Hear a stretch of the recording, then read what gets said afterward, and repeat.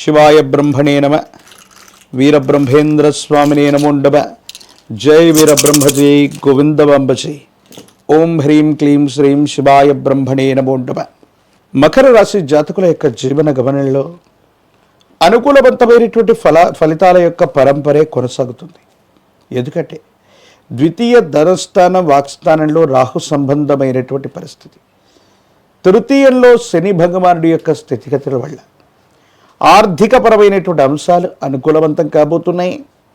అన్నదమ్ముళ్ళు, అక్క చెల్లెళ్ళు, తోబుట్టువుల యొక్క సహాయ సహకారాల వల్ల అనుకూలవంతమైనటువంటి స్థితిగతులు రాబోతున్నాయి. భాగస్వామ్య సంబంధమైనటువంటి ఆస్తుల విషయంలో మీకు అనుకూలత లభించబోతూ ఉంటుంది. పెద్దల యొక్క సహకారం లభిస్తుంది. ప్రత్యేకించి ఎప్పటి నుండో మిమ్మల్ని ఇబ్బంది పెడుతున్నటువంటి శత్రు సంబంధమైనటువంటి వర్గం మీద మీరు ఖచ్చితంగా ఆధిపత్యాన్ని చెలాయించేటువంటి పరిస్థితులు గోచరిస్తూ ఉంటాయి. ఆర్థికపరమైనటువంటి అంశాలు బాగున్నాయి. ఆరోగ్యపరమైనటువంటి స్థితిగతుల పట్ల మాత్రం తస్మాత్ జాగ్రత్త. నరఘోష వెళ్ళవచ్చు, నరధిష్టి వెళ్ళవచ్చు.